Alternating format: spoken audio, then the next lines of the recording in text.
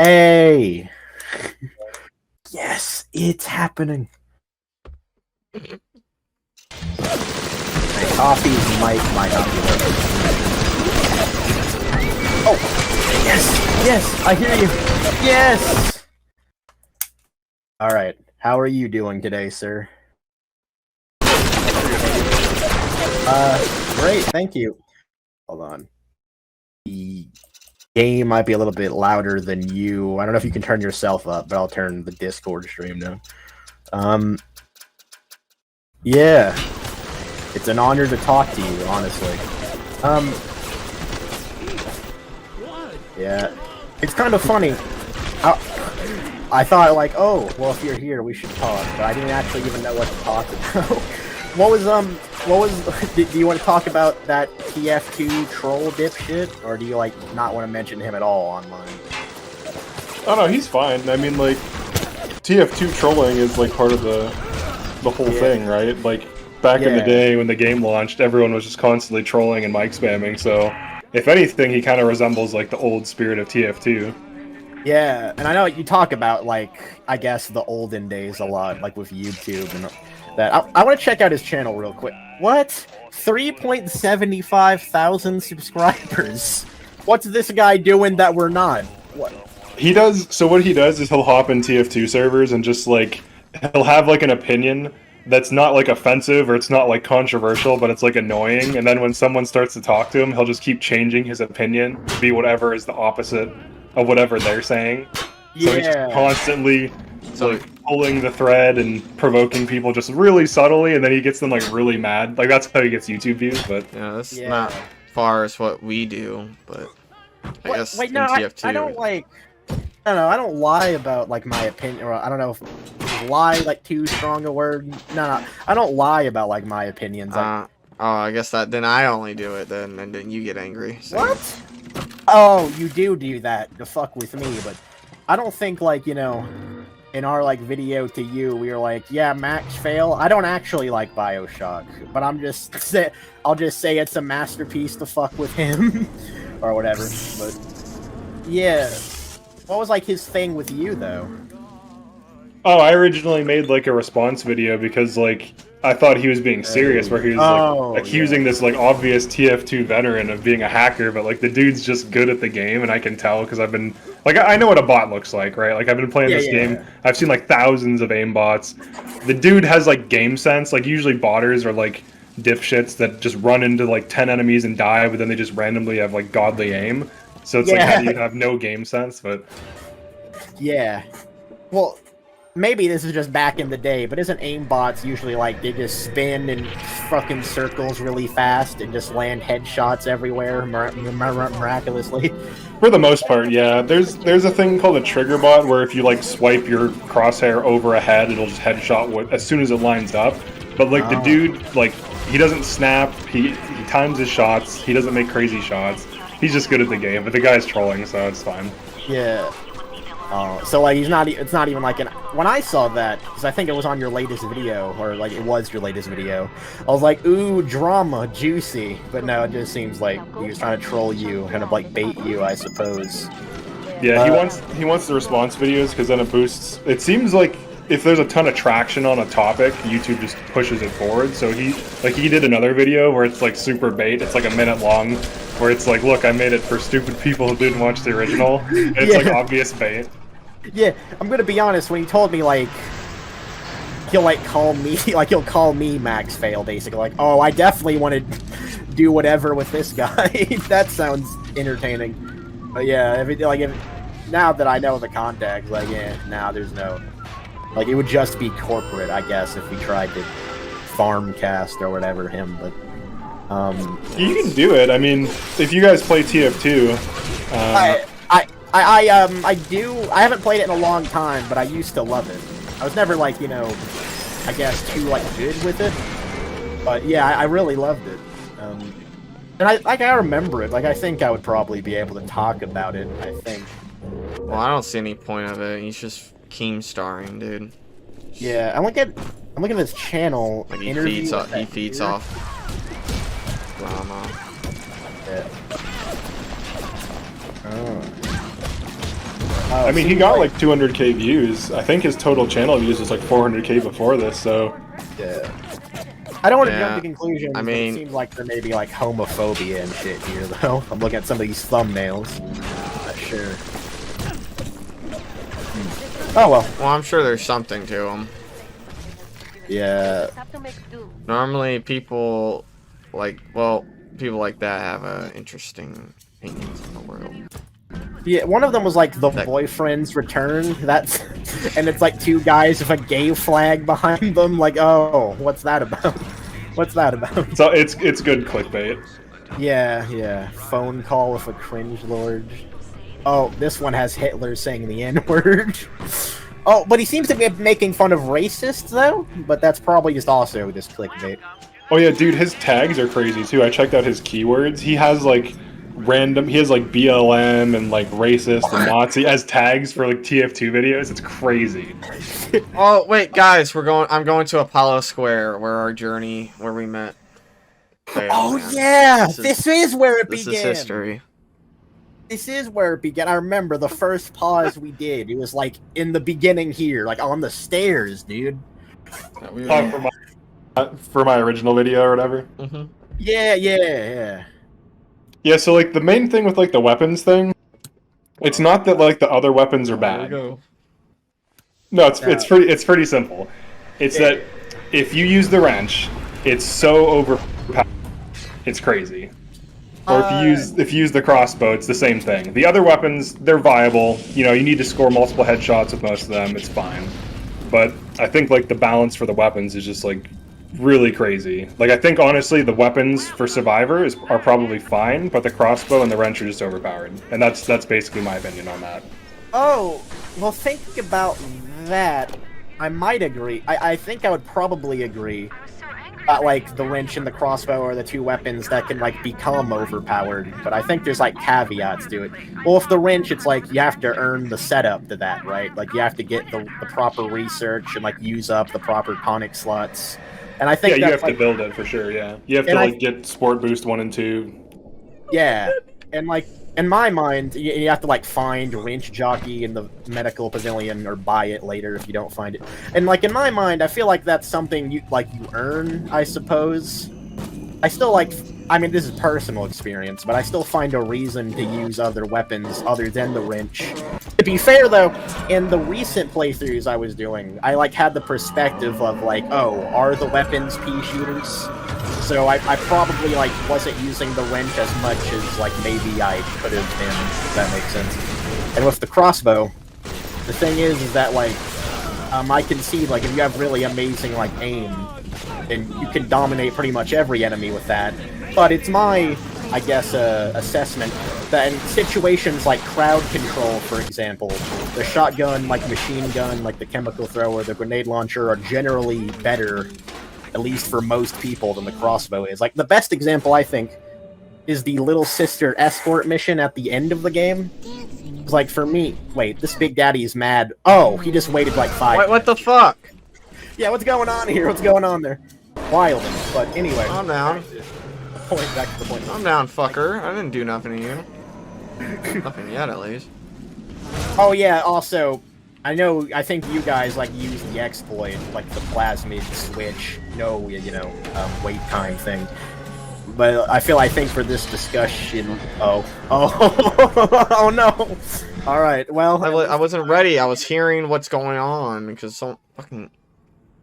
No, I think that's fair about, like, the wrench. You need to, like, unlock its power, because, like, the wrench by itself, without all the tonics, is just, like... weak. Like, it's not really good. And then with the crossbow, it definitely is skill-based. So, like, it's fine that it's that good. I think from my point of view, like, just because I've played so many FPS games, like, if you hand me a thing that just one-taps things, it's like, alright, I'll just go do this now. Well, there's two variables that I think, like, show the balance, I would say, with the crossbow, is that, for one, at every shot, you have to, like, recock it every time, unlike the shotgun with the auto upgrade and, like, every other weapon, and, like, the pistol of anti-personal rounds. So, and, oh yeah, it's like, you can only shoot one target with it, unlike the other weapons. So, like, there's a lot of situations, like, the Little Sister escort mission, right? like if you have the chemical thrower with like a human inferno and what's happening? What? I was gone for like a minute, man. Oh, I didn't know you were gone. My bad. Wait, why did I die? Well, I think the Big Daddy killed you. What? Yeah. Why? He crossbowed you. Why? I don't know. Coffee, were you watching it? Oh, yeah, it was the Big Daddy. Fucking angry at me for no I'm reason. playing Guild Wars 1 right now. I'm not watching this. I have it open, but I can't really watch it too much. Oh, that's what I do all the time. Is like I just have this on the background. That's actually like, you know, like what I was like watching some of our first video responding to you, and I was like just having that in the background sort of thing. But anyway, the crossbow, like, yeah, the Little Sister escort mission, right? Like, if you have, like, the chemical thrower with, like, the right tonics and research and stuff, you can, like, delete, like, whole groups of enemies, like, really quickly. And it is true that the crossbow does a lot more damage, like, on base. And, you know, with the upgrades as well. Like, generally, you know, it's not the best weapon for crowd control unless you're, like, really good at it, which I'm sure you are. I mean, you have, like, the survivor guides and all that, but... Yeah, I agree with that. Like, your average player who doesn't have... I mean, you know, we've all beaten the game a few times, like, between the three of us. So, Yeah. like, for us, like, the game is definitely going to be, like, looked at differently and played differently. And I'm actually kind of interested in how you guys play the game, because, like, your quick switch thing, like... That's basically how you play, like, Quake and, like, Unreal Tournament. You just have, like, all these weapons, and you switch the weapon as you need it. So it's kind of interesting to see that. It's kind of cool because, like, for me, it's like you just give me the crossbow. I'm just gonna just start deleting people and like taking heads off, and like as soon as I get the crossbow, I don't even look at the other weapons. But and like the thing, it's just so crazy. Like with trap bolts, you just set up like a line of trap bolts, and just have a Big Daddy walk through them. It's so broken. Oh yeah. I will say though, with the trap bolts, that like proximity mines are a lot easier to set up. If that makes sense. Like you don't with the trap mines, you have to like walk to the other side of the area and then not touch it. Like you can block your way if you're not careful. While proximity mines, you can just shoot them wherever you want. But that doesn't change like what you said on the damage there. Oh, I got her stuck. I got her stuck with the cyclone trap. What the hell was that? Okay, right. Yeah, about the quick switch thing. Yeah, that's the interesting thing about this discussion, is that when I play this game, and 2, like, I always find myself, like, using one weapon, then I feel the need to switch to another one. And it's complicated because, like, I don't really know how to explain, like, why. Like, it's a hard thing, like, to, like, reflect on and, like, know why that seems to be the way, like, I play the game.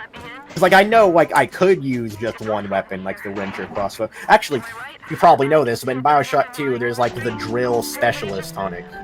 So, like, the game even, like, knows, like, you could just use the melee weapon, but, you know, maybe, like, they didn't know that in the first game when they were making it, and they figured it out or whatever.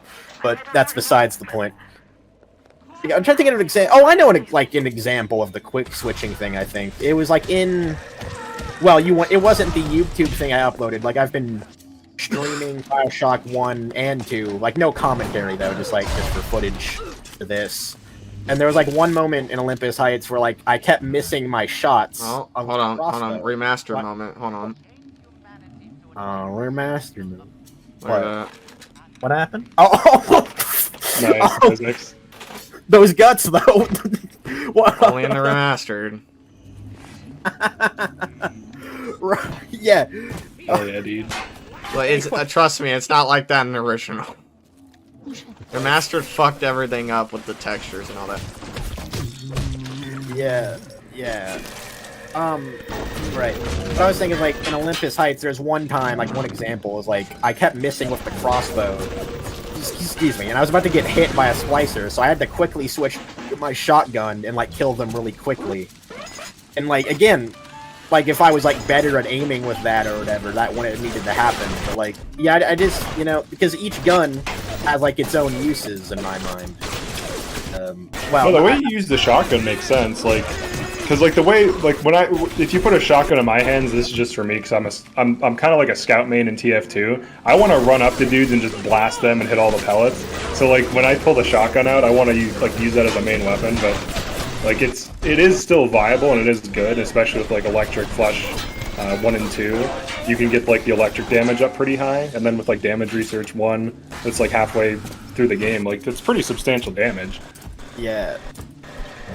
That was like one thing that like back in the day, you know, that was like I remembered that like you said the shotgun like it doesn't like insta kill enemies, right? And my point then was like, well, you have the auto upgrade, like you can shoot a lot faster with it than the crossbow. And like I realized like now that if it did like insta kill the same way as the crossbow did, wouldn't that make the crossbow like obsolete? Because the shotgun, again, it's quicker and easier to aim. And well, you need to close range though, because like the big upside of the crossbow is you can basically hold like any position, and you can just like peek so that your like hitbox is like barely visible, and you can just hit an enemy with like 100% accuracy from the hip. So like you basically have complete control over like engagements. Whereas like with the shotgun, even if it had a damage boost, you'd still need to be pretty close to have all those pellets hit the head hitbox. Yeah. So like in that situation, you kind of have to use like electro bolt or bees or something to kind of close distance gap, or just kind of like maneuver. So like there's definitely a trade-off of like just closing that distance gap. Oh yeah, for sure. You pointed out the shotgun would still have like the element of needing to get close range. The crossbow, it still has the element of like needing very precise aiming. Like, well, it's the hardest gun in the game. There is the pistol. Like, I guess it's like shared between those two. Actually, probably the pistol is harder to aim with than for me, than the crossbow. But that's besides the point. Oh, can I point out, like, from my experience, like, when I was demonstrating the weapons in Survivor, it turns out, like, the remastered version made Survivor difficulty more difficult. I didn't think about that, but... Well, that's not something we've researched is true, but, yeah, like you said, with his experience... Like, I remember playing the original Survivor and, like, only dying once, and that was only because I, like, wanted to see what happens when I died. Yeah. You know, this is one of the weird things about this game, is that, like, I have the 360 version and the remastered version on Xbox One, and I don't have Survivor on the 360 version. But he does, and I think I figured it out, that's, like, because you need, like, the Ultimate Rapture Edition version from, like, 2012 or something. Yeah, because they fucked up the DLCs and shit on the Xbox One. So. Yeah, I actually, like, bought the Ultimate Rapture Edition on eBay for a cheap price, like, a little while ago. It should be coming soon, just to see if I would get Survivor on the original version, because, you know, the remastered version fucking crashed while I was saving the game, and I got upset. It's terrible. Like, if I could get Survivor without that shit, that would be awesome, but... Yeah, on Steam I don't have, on the remastered has Survivor, but on the original base game, like the 2007, it doesn't, which sucks. Yeah. Like, I haven't played the Steam version of the original too much. I did try it out. That was, like, one of your points. Well, I thought it was one of your points. We can talk about that later. Yeah, you're right. That is really weird. Like, they really fucked up with that one. You know, if we want to shake hands and say Bioshock isn't a masterpiece because they fucked up the Survivor DLC, I can agree with that. It's weird. Well, actually, it was probably Microsoft mainly, but... No, I'm sure, like, if they cared, they could have found a way to put it on Xbox One or whatever. Or especially on Steam. I mean, I got it. It's because you have the Ultimate Rapture disc or whatever, right? Excuses. Excuses! Do we have to do this right now? Anyway. Just get it. What are you doing? I already... Alright, anyway. Get it again. It is again. Now I forgot what we were talking about. Perfecto, huh? That's exactly what I needed. Just so you know, Fanboy came up with the max fail thing, so you can put that on him. Oh, I don't care, dude. It's all good. I used to play this game called Orcs Must Die Unchained. It's like this. It was like a MOBA game, and one of my names, like I was like one of the like top players in that game, and we're all like goofing off, and we all made variations of my main account's name, where it was like whatever suck, whatever trash. Like we were all just like goofing off, and we had like a team. So, yeah. Sujan moment. Yeah. Yeah, I like. Oh yeah, this is They retconned this. Well, Dr. Suchong in there. yeah, yeah. Or they retconned the bonding thing. Yeah, I remember. I asked you because I asked you like what you thought about Burial at Sea. It reminds me of that, and you said you liked it. Although you said like this is, I guess different, but you said like Minerva's Den, like you didn't want to finish that because the spear gun was like too powerful. I started it. I got like halfway through it, but then once I got the spear gun, like I'd already just. I keep in mind I just like beat Bioshock 2. I did a guide on every single gun, every single plasmid. So I'm like, all right, I've had too much of this game, but I did like it. Like the characters were cool and shit, and the concept was cool. Oh, did you get the new gun and plasma? You should at least get that. Yeah, I got the ion laser. Yeah, I forgot it was called that. I haven't played Minerva's Den in a while. Well, I mean, if you like the game, like I see why, but like, well, from memory, the ion laser is interesting. Huh? Uh-oh. What? Yeah.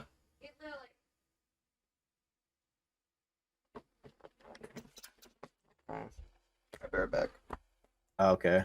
Anyways, the ion laser, like, they fucked up because they didn't actually put the chem thrower in the game. So the ion... that was probably like an intentional decision. The thing is that I guess... I heard you! Oh. Uh-oh. Things are happening now. Really? Really? A fourth person on this discussion? Actually, well, the chem thrower was supposed to be replaced by the Electric Bolt 3 and Incinerate 3, but yeah. Well, I guess I meant like the hacking machine. Yeah. Hack or like replace that slot, but yeah, that is, you're right. Like it still has the flamethrower. Like everything in Bioshock 2 was just done better. Well, maybe not everything, but pretty much most things. Yeah. Anyway, what I was going to say, the ion laser is interesting because it's like the machine gun in Bioshock 1 in the sense that like it has a lot of ammo and you can shoot for a long time, but it doesn't like insta kill enemies from what I remember. Like it takes time to drain away to health. So, like would you say like the ion laser like it's useless in Minerva's Den because you have the spear gun and even like the rivet gun that's stronger in 2, but I wouldn't say it's useless. I mean, like, Bioshock's the type of game where you can pretty much run whatever you want to, and it's not, like, so fundamentally difficult. You can, run different tactics. But, like, for me, like, if, I was really good with the spear gun, just like the crossbow, and it shoots faster, so it's just kind of nutty. Yeah. And, the rivet gun is how the revolver should have been in the first game. Like, it's still decent with anti-personnel rounds, but, like, the base ammo is just so weak. You have to hit like 5 headshots in some cases, like 5 to 6. I just kind of wish that the pistol got stronger midway because I do really like the model. And having played like Half-Life 2, where there's like Magnum, just one-shot headshot dudes, it's just kind of like it looks like it's gonna one-shot headshot, but it doesn't. I also know you compared it to like the handgun in Infinite, and I don't know anything about guns, but like I assume they're different models. Well, in Burial at Sea, the revolver is just the handgun, so I guess it got weaker over time. Yeah, like the revolver in Burial at Sea, it's definitely closer to the hand cannon in Infinite, which is like usually one-shot headshots. I thought it was the same. It is in terms of model. It actually does less damage. I didn't know that. Yeah, it can. You need to. I think it depends on the one you're on. I think for the Burial at Sea Part 2. It doesn't one-shot headshot, even if you're, like, sneaking, because they don't want you to just be able to mindlessly just gun dudes down. You have to kind of, like, be stealthy and shit, but... Yeah, you're right. I actually, with Burial at Sea, I tried to... Because you have the choice to, like, not kill anyone if you don't want to. So I only used, like, the crossbow in that game until the end of the DLC where, like, Ryan sixes goons at you. And, like, I was, like, fucked at that point. I had to kill them then. So that's, like, when I used the revolver. So, yeah, I wouldn't, like, notice the difference there. Because I haven't, like, replayed Burial at Sea. But, yeah. Anyway, about the pistol and the rivet gun, I think I agree with you that the pistol should have been like the rivet gun in 2, but I would still defend it because, with my experience, anti-personal rounds with the pistol really are like great the entire game. So the regular ones are not though, and having like 1 out of 3 ammo types like not really be useful for anything at a certain point. Like that is I would like to say that's probably a problem. I guess what you think is a problem is like subjective or whatever. But yeah, the Bioshock 2, they like fixed it because the alternate ammo types was like normal shots, which like work great the entire game, or work good the entire game. Remember, I'm like replaying Bioshock 2 again. Then there was like the slow, like powerful shots that like also do armor piercing. So they're just like good in general. And then there's the trap bolts, which are pretty cool. So yeah, Bioshock 2 definitely did that way better. Yeah, I agree with that. Like, it's pretty much just the base ammo that falls off, like the anti-personnel rounds. Like, if you were to use those the whole time, though, like, one thing I would have loved to do is just be able to use the pistol throughout an entire playthrough. And I guess in theory you could do that, just be very expensive to just be burning through ammo. Yeah. But I would love to just be able to, like, one-shot dudes with a heavy revolver, because it's just, it's just fun to do. Yeah. So. And actually, maybe that's like a video we could make, like the revolver-only challenge or something, if it's not already done, but... Most likely... Yeah. This is random. I'm not sure if it's like relevant, but we actually like watched your video like defending like Infinite from the criticism that it's like COD 2. Or not COD 2, just Call of Duty in general. Yeah. We liked that video. He was in Sorry, but people give Infinite such a bad rap because like Bioshock 1 has so much personality, and like Infinite doesn't have nearly as much personality, but like in terms of like gameplay and mechanics and like experimentation, it has a lot of the same things, right? Like it has like the official and unofficial vigor combos. It has like vulnerability, so like your weapons combo with plasmids combo with plasmids. You have different builds you can run. Like there's random equipment, so each playthrough is a little bit different. I think it's pretty, like, overall it's pretty good. I might be giving them too much credit, but I think they only said that because, like, the game is linear. It isn't like a sandbox anymore. And also the 2-gun thing, which I know you talk about. Like your description, you, like, say other other games that have a 2-gun thing, like Halo or whatever. Yeah, and in TF2, like, TF2 is definitely not like COD at all, and you have, like, a primary weapon, a secondary weapon, and a melee, and in some cases you have, like, a third utility weapon. Yeah. But, yeah. I will say, we've been very critical of Infinite in the past. I never wanted to, like, I guess be too harsh on it, because I admit, like, I haven't, I don't know, I guess done enough research on the game, because what you pointed out to me about the Vigor combos, like, you can water them with the water vigor, I forget what it's called, and then, like, just zap them all with shot jockey and, like, fiery crows and all that. I never knew about that, to be honest. I, like, saw the achievement once, and I was like, oh, what's that talking about? And, like, forgot about it, but like, I want to replay Infinite again soon and, like, try to experiment with that. And Did you ever use the volley gun in it? Maybe. Well, you have to remind me what that is. I can look it up. The volley gun? To be honest, if you're talking about other guns in Infinite, there's no, like, we don't like experiment too much with the guns, because if you switch your guns... Can I like explain? Well, I guess you can if you want to do so. Oh, you can do it if you want. Yeah, I guess it's probably, at least personally, like, the main thing that held me back from enjoying Infinite, at least as much as the other games, is I didn't feel like it was encouraging me to try out the other weapons, because, like, doing that is, like, a risk, right? Like, either, like, that gun will have less ammo, or, like, I don't know, like, if I'll like that gun. It's like, I don't want to lose the guns I know I like. So, like, what happened in my playthroughs, it's been a while, but what happened is, like, I would just stick with the same 2 guns the entire time. Actually, I guess that's like you with Bioshock 1 and 2, or, well, at least Bioshock 1, because, like, trying out other weapons, like, sometimes I would, like, try them for, like, a minute, then I'm like, I don't know if this is, like, I don't know if I should risk sticking with this. Yeah, you're a sniper, I believe. That was on my latest, I think that was on the, what was it? When I tried to beat 1999 mode. I think most of my playthroughs, I stuck with the handgun and the carbine. I think. Yeah.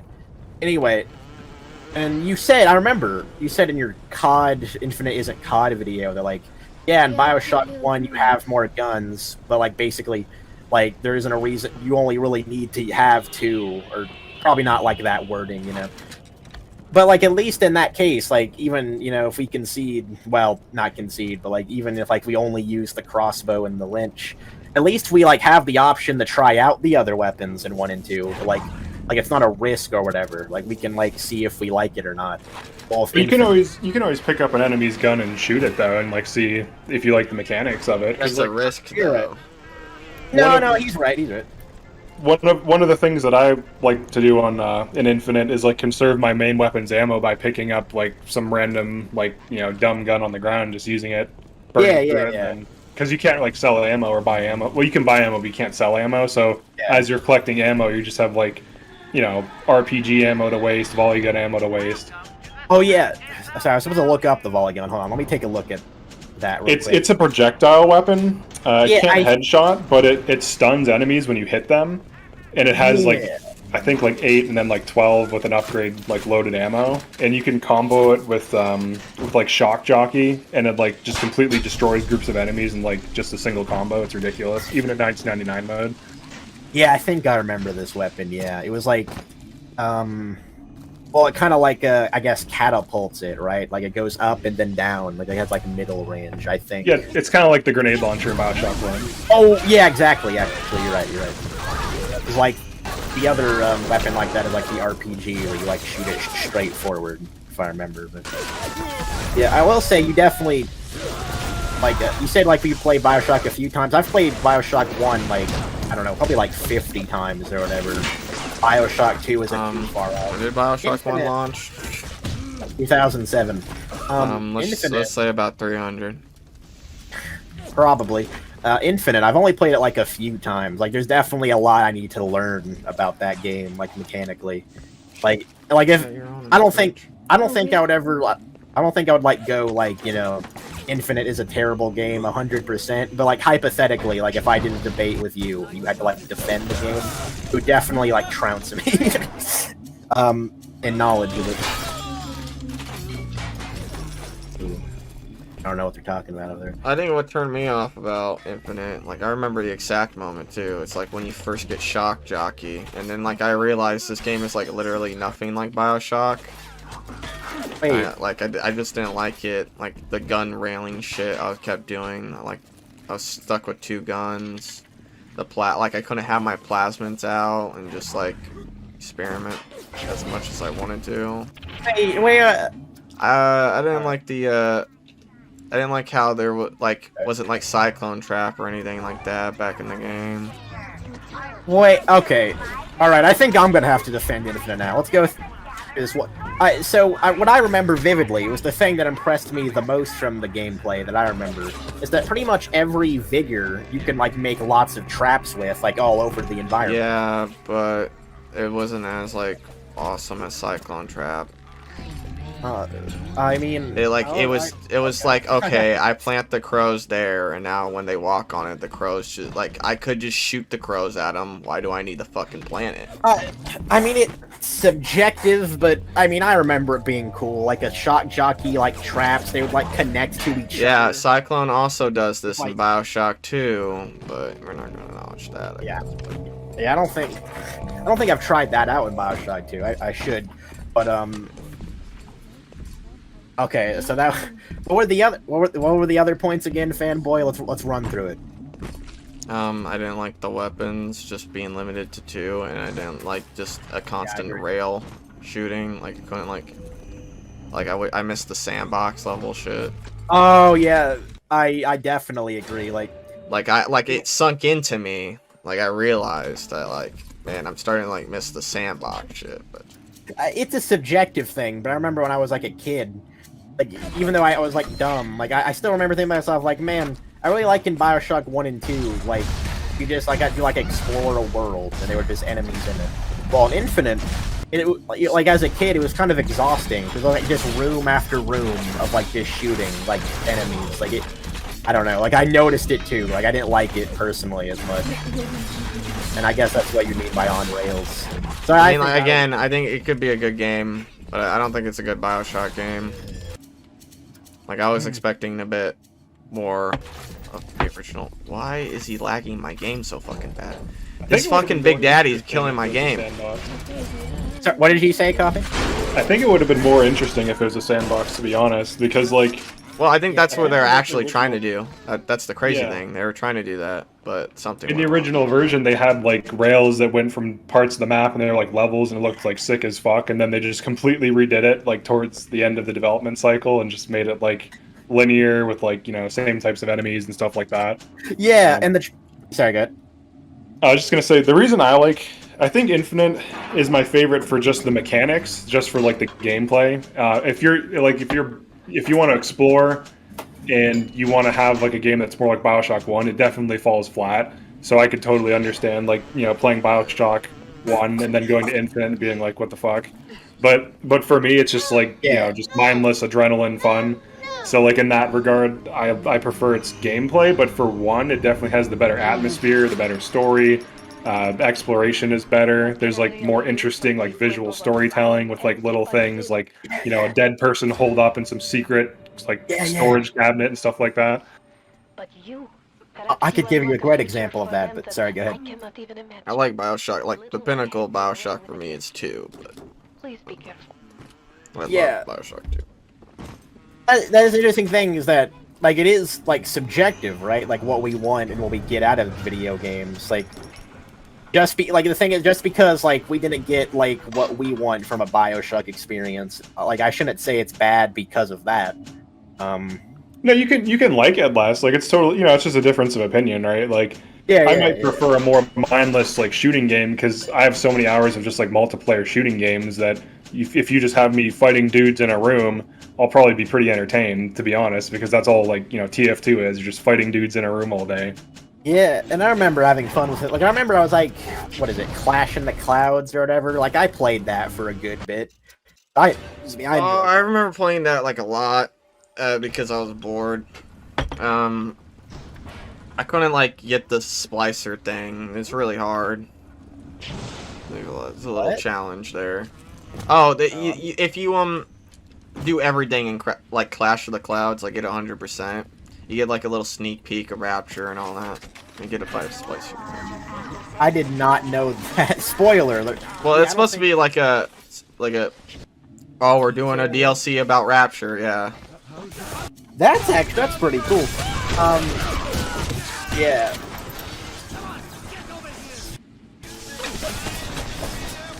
Oh, yeah. What were your like other points, Fanboy? By the way, like if you want to say anything, Coffee, like go ahead whenever you want.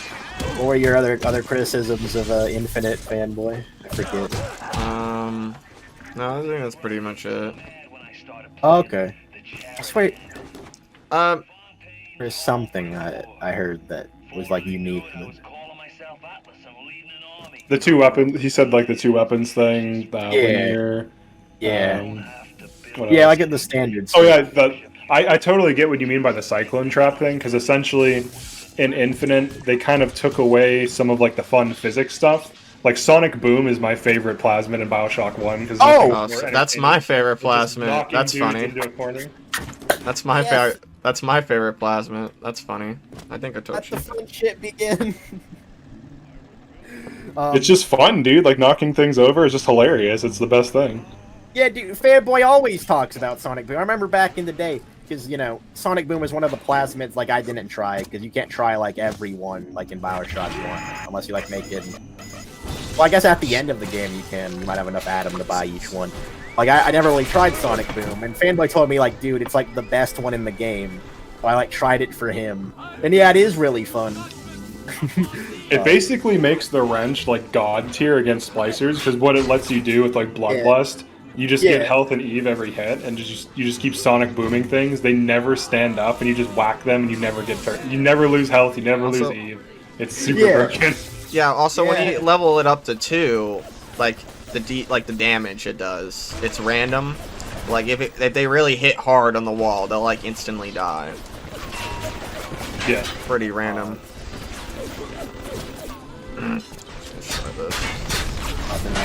But I think my point about like what's a cyclone trap and comparing it to Infinite, right, is I think like I would say personally that like the traps in Infinite, like the fact that like from what I remember every vigor has a trap means like there isn't like a like it kind of like the cool thing about Cyclone Trap is that was the plasmid it used if you wanted to have plasmid traps, right?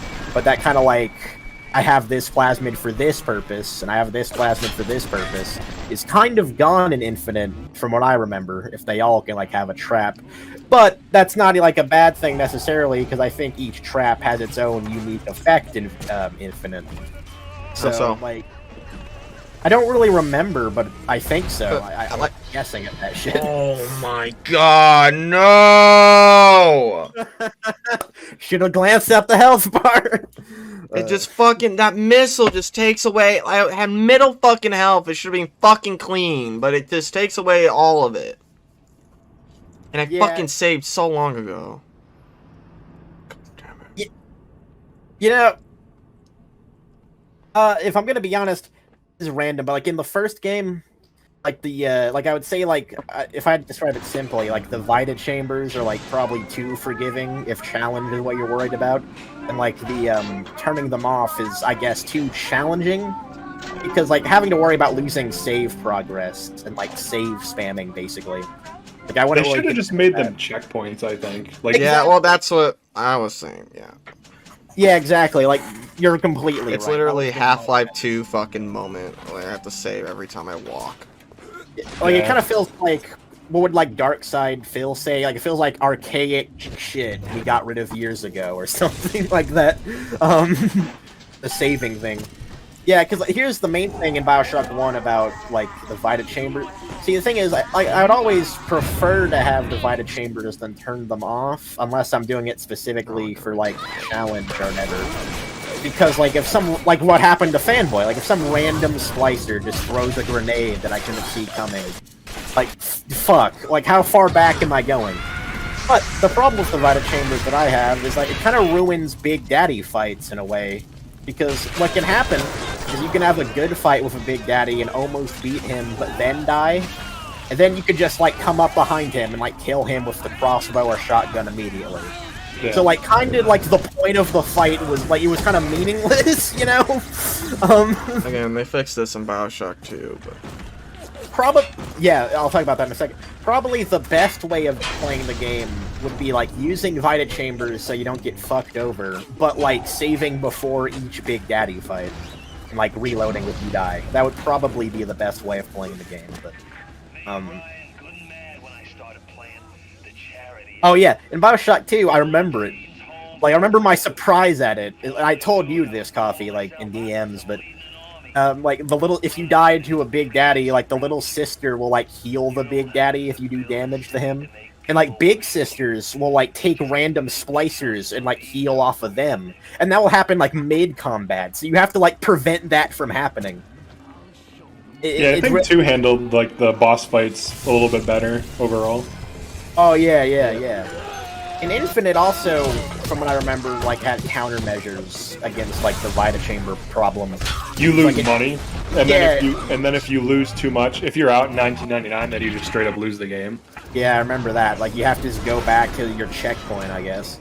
But, well, it takes you to the main menu, and then you have to go back to your checkpoint, but... Yeah, just add insult to injury, you have to go back to the menu. Yeah, would that be better than what Bioshock 1 did? I'm not sure. I think I'd have to play Infinite again to say if I think so or not, but... yeah. Oh yeah, Bioshock 2, Bioshock 2 pretty much expanded on everything in the first game, except it got rid of the U-invents, which is odd, but I guess it was a very small mechanic in the grand scheme of things. I think it would have made the most sense in Bioshock 2 because, like, things are in disrepair, so you have to, like, scrounge for shit, right? Well, exactly. Well, I made like the claim where you're in like the low, like the section, probably in the section where it wasn't made yet. the game actually says, because you go on the path of the Atlantic Express, right? The person who owned that says that the train only connects to the oldest parts of Rapture now, because it got dated because of bathyspheres in the first game. So, and if you think about each level in Bioshock 2, like they're all fucking like old and like gross and just filthy as shit. Like FNAF, not FNAF. What am I talking about? Bioshock 1, like it has a lot, like Arcadia and Fort Frolic and stuff like that. Like not every level in that game was like a complete like trash, if that makes sense. But this level is for sure. But and maybe that's a criticism you can make of Bioshock 2. Like it's hard to substantiate, but I would say that the one main thing Bioshock 1 has over 2 is probably the levels. I feel like I like the levels more, but the levels are still great in 2. I'm just rambling now. I forgot what I was supposed to do. I think that's fair because like there's different environments. Like they have like the forest area, the volcanic area. Exactly. The water aquatic themed area. Yeah. Kind of hit all the notes. Yeah, like I feel like, I don't know, every level just feels completely different in 1, you know? Like it feels kind of more varied than 2. And 2 still does a good job of it, in my opinion. Yeah, 2 actually surprised you with one level, the Wilkins one, where you defeat Wilkins and you think you're done with it. It's actually an entirely like bigger level behind the door.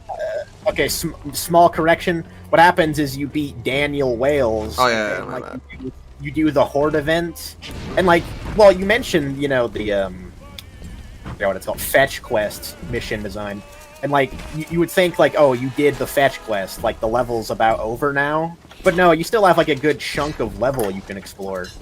And it's cool because you can like explore, like it's optional. You can explore like the Fontaine daycare center that like Eleanor was in back in the day, and that's like completely optional.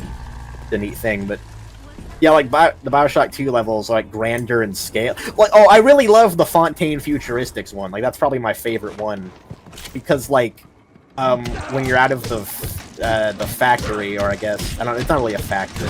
Like the showroom and everything. Yeah, when you like do the fetch quest there, you like go to the secret like underground like lab that's completely like in the dark and like filthy and gross and like forgot what the plants are called, but like algae growing everywhere. And like the music, it's called like Out of the Airlock. Like the music leading to that is great. Like you feel like you're really discovering a mystery there. I love that, but yeah, rambling again. Now, some of those areas were really cool. I did like the underwater segments. I felt like that was missing in Bioshock 1, like getting out of Rapture, like being on the seafloor for even like a few seconds. Of being a big daddy, man. Yeah, that's the really cool thing, is when you compare 1 to 2, is that like 2 clearly had a bigger budget or something, because in the first game, Rapture was a picture, like it was a drawing.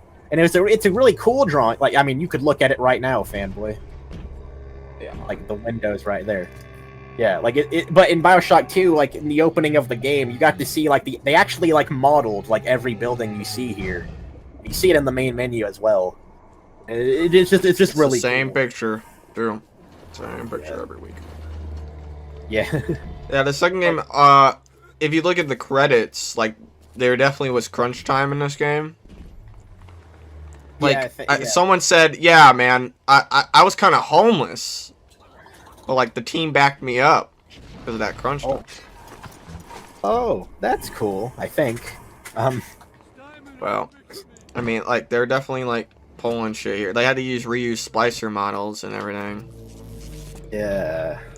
Oh wait, in this game? Yeah, Tannenbaum and all that. Yeah. Oh yeah, and then Atlas is like a generic enemy in the beginning. Yeah, that's probably the most embarrassing thing about the first game. Is the fact that like Tenenbaum and Atlas are repurposed splicer model. Like, you know, Fontaine, like this game points out that he's never spliced until the end of the game. But like, if you look, he has a fucked up like monster face. Wait, maybe I could find a picture of it. Hold on.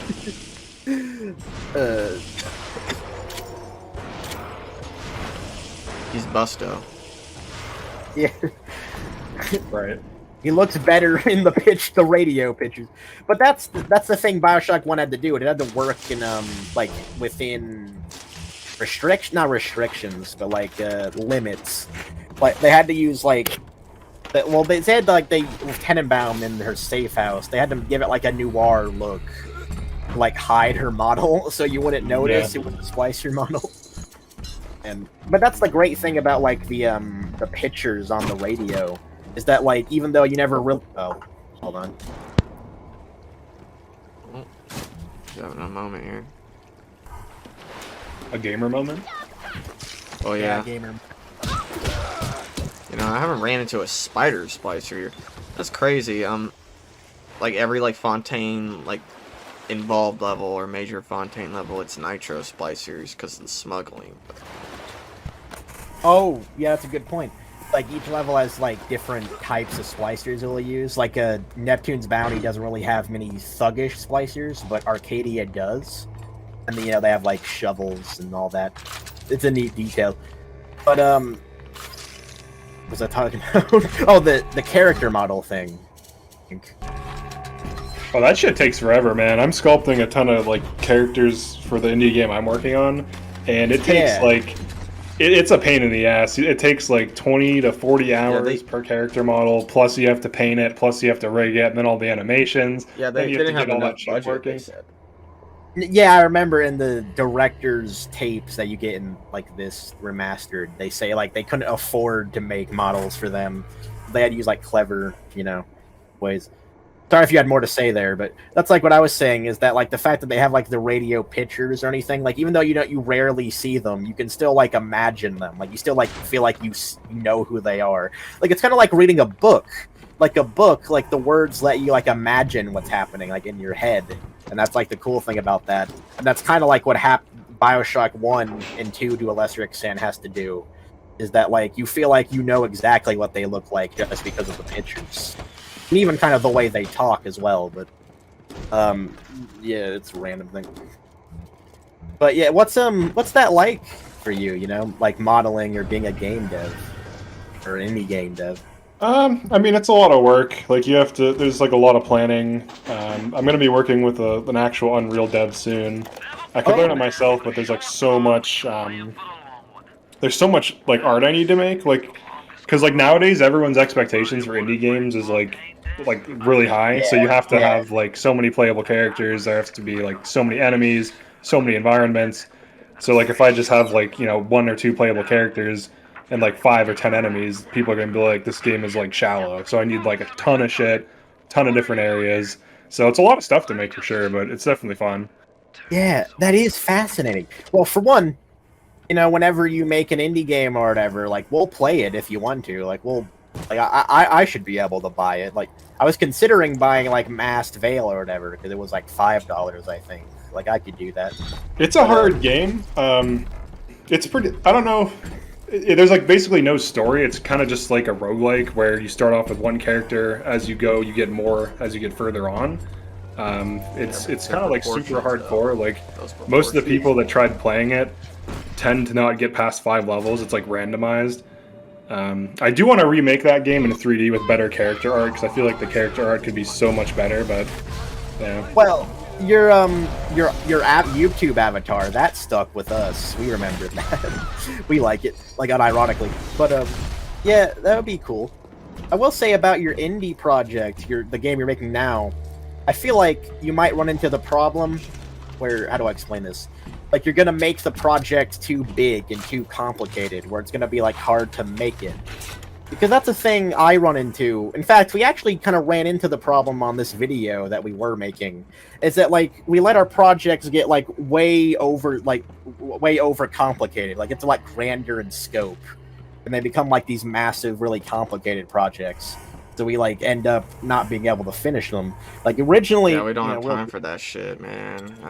It's not even really a time thing. It's just a commitment thing, really. Well, I could be committed. It's just I don't have time for being in a place for too long. Fortunately. I mean, and plus I have a.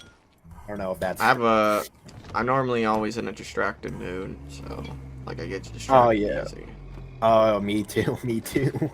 It's probably the main problem, actually. But like Fanboy and I, we were working on a Bioshock review back in the day, and at the time, I got pretty. I mean, I made good progress on the script, but like because I love it so much, I wanted to talk about like literally like everything in the game, like pretty much literally everything in the game. Where is the developer tape? God damn it. You could do it in parts, like where you talk about one specific aspect of the game that you really enjoy and kind of like chunk it out. Yeah, that's what I think. That's how I think I do format. I think at the time, I don't know if I have access to that script now. Oh, I'm an idiot. Okay, I remember where it's at now. It's at the end of the level. Like, I think I started writing about like my thoughts on each plasmid and then each weapon, and I think I actually did that. Like, I did write my thoughts on each one of those, although I don't think I got to finish it. And I, you know, even like kept like testing each one. You broke the spell. You broke the spell! Oh. You gotta think, like, the actor is like, alright, like, am I yelling it too loudly? Like, how, like, far should I take this? And they just say yes. Yes. All the way, baby! All the way! Yeah. Submarine topside? Where are we gonna fist fight? No, he's gonna challenge you to a fight and then immediately run away. Oh. Yeah, before you go to Point Prometheus, go to Fort Frolic, because you could have his key now, Sander Cohen's key. Alright, thank you. Priorities. Yeah, you're welcome. Oh, yeah, was there more you wanted to say about your project? Because I don't know if I interrupted you with the rant about, like, you know... Oh, no, you're good. As for, like, project creep, that's natural for, like, any project. Like, you always have to keep that in check. Like, if something's, like, spiraling out of control, you definitely have to, like, reel it in. As for, like, the Bioshock stuff, though, like, I would definitely do chunks and just do, like, more manageable, like, small, like, 5 to 10-minute videos where you cover, you know, a specific thing. I think that could do really well. Yeah, I don't know if we should try that again. We were talking about it. I don't know if we should, like, do that. Well, remember, I started on, like, the Bioshock 2 review. I actually, have a little... That's true. I guess we should have failed that if we wanted to, but I don't mind. Yeah. Yeah. I worked on well, I guess I just wanted to talk about it, because not a lot of people actually like to talk about Bioshock 2. Well... Yeah, for shame.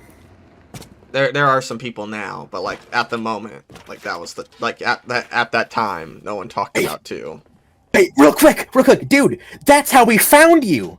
Fanboy looked up Bioshock 2 sucks because we were doing Farmcast shit at the time, and we were curious about that. And he found your video not a masterpiece, right? That's how it started. Isn't that right, Fanboy? Yeah, just for shits and giggles. I was mainly looking up Bioshock 2 as a masterpiece, and there wasn't very much videos about that. Yeah. And then, like, we found your video. I'm like, wait, what? Bioshock's not a masterpiece. And I'm like, we thought nothing of it. We were just like, okay, let's see what he says. Or no, I found it, and I said, alright, I'll listen to what you said. And then I'm like, oh, sheep. I found him, man. I found our guy. Yeah, I remember, like, oh, that could be a really cool video, because at the time, that was, like, our, I guess, shtick, like, as you know, was responding to, like, opinions that we disagree with. And I wasn't sure if we would, like, do it again anymore, because I remember one of the things you said, I'm not sure if there was a reason for it, like, if something brought that on, like, what we said, but you said, like, you could do video essays, and those could be really well, or do really well, and that kind of is, like, what we want to do now, is make, like, better quality content instead of us kind of rambling like at you, you know? Well, like, I noticed you guys were like breaking down the game and like seriously considering like, different aspects of the game. So I'm like, you guys are like perfect for video essays. Like you're already basically doing it. It's just you just have to chunk it up, and you're already writing scripts and stuff. So it's like it just makes sense to me. I guess hold on. Let me pause my stream for a minute. Like we actually. Or at least I made it just to test my editing ability. I guess you could see like a bit of the Bioshock 2 review I made. And I stopped for a minute because we were doing other projects. which Yeah. I don't know what's the bright move, but like I honestly like when I wanted like it's always there, so I can always go back to it. Here, I guess I'll go show you what I made so far. Sheep didn't talk in this one. I mainly made this one, but I wanted him to Yeah. help me with the story and gameplay when I ever get down to that. If my mouse will ever, you know, connect to the Bluetooth ever. I was wanting to like work with this project, but I haven't really got onto that yet. Although I probably can now because I was streaming Bioshock 2. Like when I finish it, I could probably. The main thing I like, you know, I guess feel like is slacked upon or not. I don't even know if that's a phrase. I mean, underrated. I mean, is like the.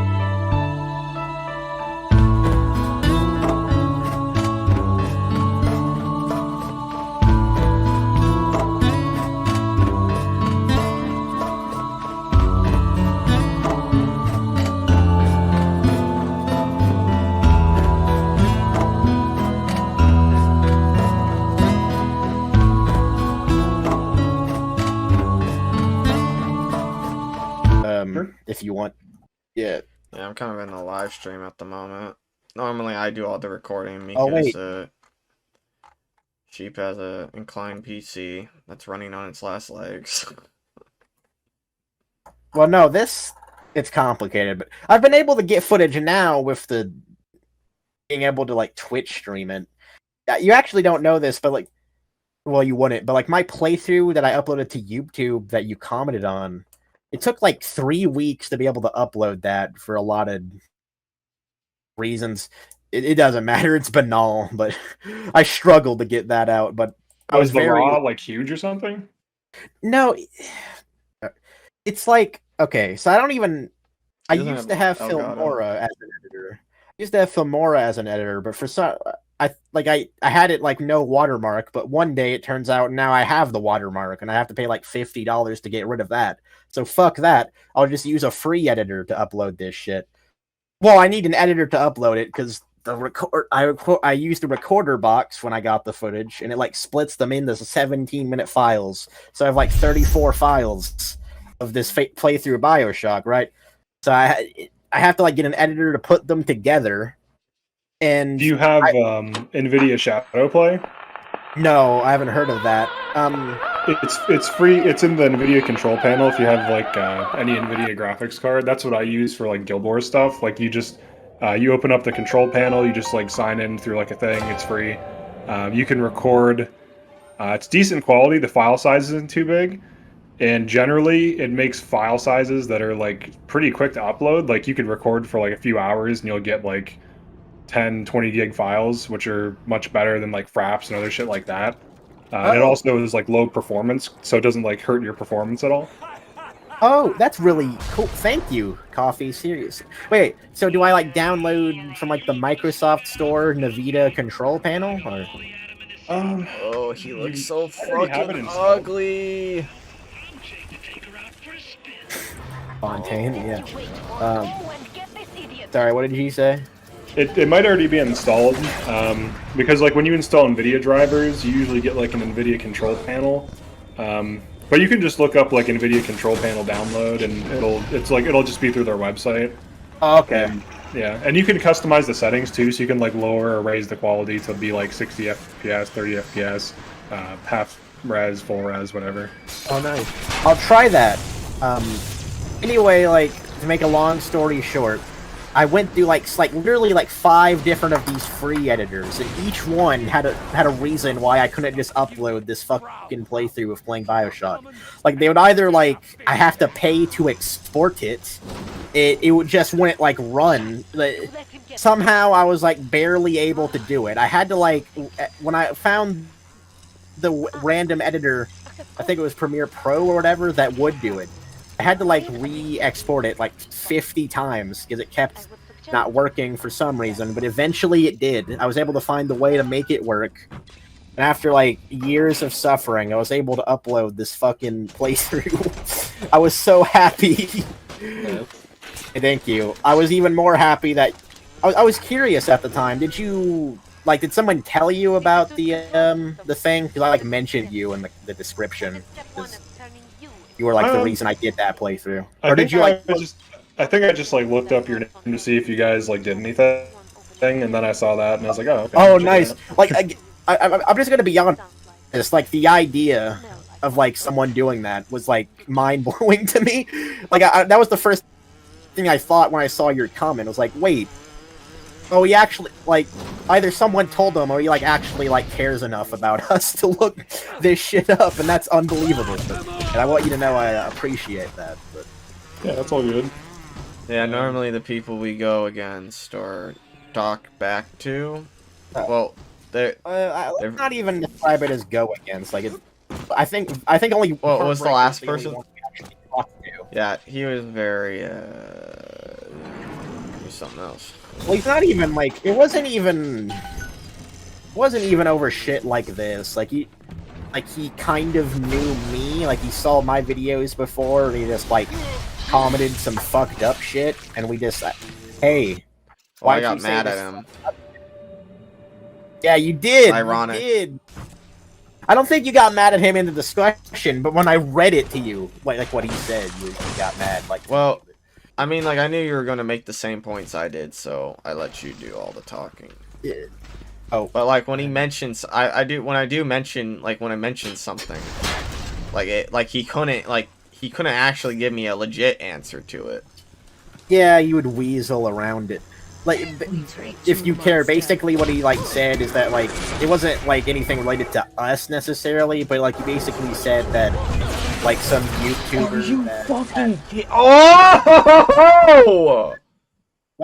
Are you playing the game right now? You're not screen sharing. Oh, shit, forgot. You're also not streaming on YouTube, I don't think. I am. Oh, you are? Okay, alright. Anyway, I didn't even know you were doing that. Okay. Dude, I fucking just got... What happened? What happened? Oh, you know, fucking just all my health bar just goes fucking bye-bye for no fucking absolute fucking reason. Oh, just like disappeared. Like you got Thanos snapped, dude? Wow. What? Whoa, what's going on? What's going on? This game wild. Oh, check Discord if you want to not have it delayed. But. Yeah, you're right. I finally got the research damage too. Oh my god, I'm gonna win. Yeah. I can win now. Yeah, that was like... I don't know if you said it to Coffee or not. Or if you... Oh yeah, do you know... Coffee, you know about research damage, man. You get it, well, like, sure it's a strong tonic. You get it at the end of the game. Like, it rewards you for, like, researching, and oh my god, does it do so much damage. Yeah, like, your point in the script, like, in your segment you wrote, I don't know if you told him in comments, but, like, damage research basically makes every weapon as strong as the crossbow. Which... I think I need to test it out more to be, like, sure, but I think I would pretty much agree with that from my experience. Yeah, because... Again, I was on hard mode. I haven't gotten to the end of the game on Survivor, because... I did do it on Survivor in the original, but the remastered's a bit different, so... For some reason. Yeah, like, they're more, like, bullet spongy in the remastered and does more damage. It's very weird. Oh, yeah. Anyway, not that it matters, but to recap that thing, the Heartbreaker thing, like something about. Basically, he just said, like, in our comment, like, a guy that was, like, depressed and would, like, sometimes make videos. Like, he says, like, at this point, I don't fucking care about your depression. Just decide if you're making videos or not. And I read that, the Fanboy, like, baffled. He was upset. We eventually, like, talked to him on Discord. And he said, like, empathy's for fucking retards, bro, and stuff. It was a neat conversation. Wait, so he was saying you guys aren't making enough videos, or why was he doing? Well, there's a lot of context to it, but there was a YouTuber who, like, way back in the day used to be called, like, a Dishonored Wolf. Like, he had, like, depression and, like, quit YouTube, but, like, tried to come back at one point. He was talking about him to us. Explaining why he was talking about him to us would be a long story, but he, like, said, like, yeah, just make up your mind. Are you being on YouTube or not? I don't give a fuck about your depression. You know? Is like, Yeah, he's just kind of being like a dick. yeah, yeah. I mean, I'm sure he's like a good, like, talking to him, I'm sure he's like a good guy overall, but he does seem to be very weaselly, I would say. I don't remember, well, I guess I remember Fanboy mentioned it, but like at the end, like, we kind of made like amends with him, kind of like we did with you, but you're like a genuine guy, you know? And like right before it ended, he said like some joke about, like, in The Last Jedi, the character Holdo, he said, like, he saw a Facebook post that someone said she was trans, and I assume it was supposed to be, like, a transphobic joke we were supposed to laugh at, but we were just confused, like, I think we said, who said that? And what? And then Yeah, it's just kind of weird. yeah, and he's like, he was like, what? You want to start again? Come on, man. What? Yeah. You're starting again. And I, you know, for like a few minutes, I was like, I was pissed off about that, but I was trying like not to be. Yeah, I was pissed off too, but I was trying not to be. So I think I texted you silently, like, we need to get rid of this motherfucker. Yeah. So I wasn't trying to be rude to him or anything. Yeah. And then, like, at the end, I think, like, I mentioned it right before I ended the farm cast. And he just was like, it was a white lie. It was a little lie. Come on, guys. Why are you mad? Why are you mad? And, like, at the time, I was so, like, baffled. I didn't even know how to properly, like, comprehend that. I just said, So like, he just made a weird joke and just kind of fell flat, and then he was being weird or something? Yeah, well, pretty much. Well, he kind of, like, gaslighted us. I tried to with the you're starting again thing, but basically, like, he lied about something because he thought it was funny, and you didn't like admit to it. You know, like my bad, guys. Like he was trying to downplay it at this point, like we're dumb or something. yeah. And then, like, I just said, oh, that kind of ruins your integrity. I was like still like shocked by it. I wasn't even like mad. I was just like, oh, okay. And then it ended, and I banned him because he actually was in. Well, we had a Discord server at the time. We technically still do, but we don't really use it for anything. And there was some other people in, and we just like banned him, or I did, because I was like, man, I don't like this shit. Well, I pointed out one of. I shouldn't like go too much into this because it really doesn't matter, but I remembered like something he said that like was demonstrably untrue. Like he tried to say in our here's the Weasley part. He tried to say in our conversation that like I don't remember the excuse, but he tried to say like I didn't actually like say I don't care about his depression, even though he said empathy is for retards, like I said earlier. He basically said he doesn't care about his depression. Yeah, I think he still has that comment on our channel now. Like, I could show it to you now, I'm pretty sure. Anyway, he, like, tried to say, like, I didn't actually say that. I said, I don't know. Like, I wish you made videos again, or something like that. And then at the time, I was like, okay. But then I read his comment again, after the call, and I was like, wait. You really did... He said, like, fuck you, Wolf. Because that was the YouTuber's name. Like, oh... Yeah, I was very passionate about it. Yeah. And Do you guys know this YouTuber also, or are you just, like, fans of his or something? We're all sheepless fans of him. I wasn't fans of him at all, though I didn't, like, approve with this idea of, like, empathies for retards and shit. Like, imagine going up to someone who worked very hard on their channel and they have to deal with depression and all that. And then you have a fan who just says shit like that. You know, fuck you. You're not a fan of mine if you ever said that shit to me. Yeah. Actually, I'm gonna look up the comment to see if it's still there. Yeah, it's pretty weird. I'm fucking, like... Oh, YouTubers are human too, asshole. Like, come on now. I'm not YouTube, dude. Like, YouTubers aren't, like, fucking working on videos. Like, we're humans too. Like, yeah, like, it's like people, like what is it? When like, a game company has fire or something, and like, so is it gonna delay the game? Like, come on, man. Come on. Come on. Yeah, people can get pretty unreasonable with shit like that. Like, the company that makes Stalker 2. Do you guys know about like Stalker, the Stalker series? I know you mentioned it, but yeah, I know. It was like a huge hit game in like 2004, I think. Like Stalker, Shadow over Chernobyl. There's like tons of mods. But the company that makes it is in Ukraine, in Kyiv. So you can only imagine that's getting delayed for sure, and potentially not getting released for obvious reasons. Yeah. And like, did you see people be like, "Man, give us the fucking game, guys," or something like that? That's right. Ignore the war going on. Yeah. Just put some blinds on, man. Or close the blinds, I mean. You don't put blinds on. Bombs. Yeah. Just use some headphones. Yeah. Oh boy. It's gonna be Get the blinds down, noise canceling headphones, you're fine. Yeah. Just walk it off. Just walk it off. Yeah. Yeah.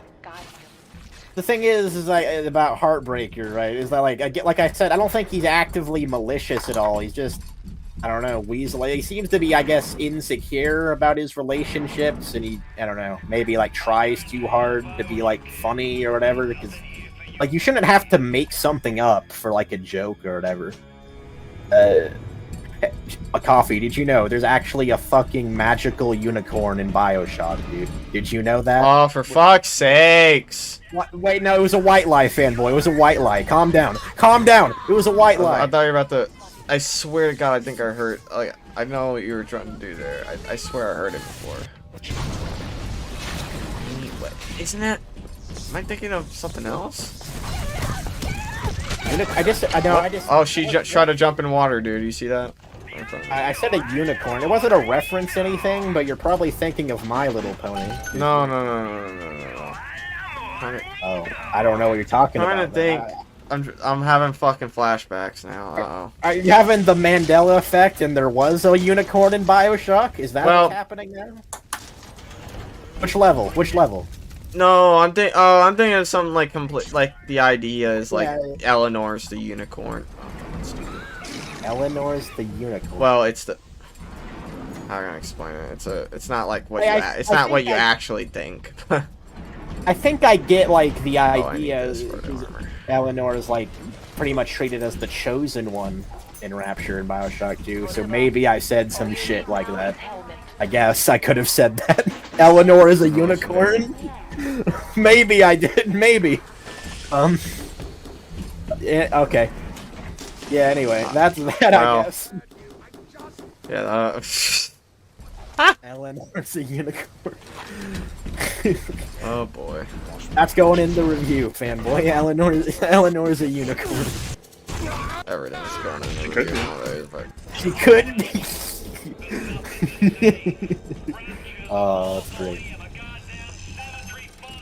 Symmetry Funhouse! Oh, at least they're fun. Yeah, I'm not sure what I think I put on the helmet last because, like, because I want to see my video game. But... I actually remember. It's funny you said that. In my playthrough I did, that was on YouTube, I, like, saved, like, 2 times. Like, I saved, like, before I picked up the helmet, but got everything else. And I did, like, another save, like, afterwards. Just, like, in case, actually, like, we talked to Coffee, and, like, we needed to pull up the game for footage or whatever, for, like, the conversation. Although, obviously, you'd be in a better position to do that than I would, but I still took, like, the measure, yeah.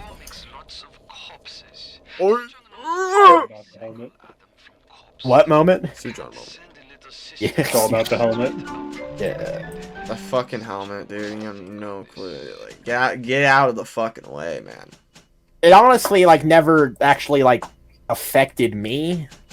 Like, I don't think I ever, like, was... Big man. No.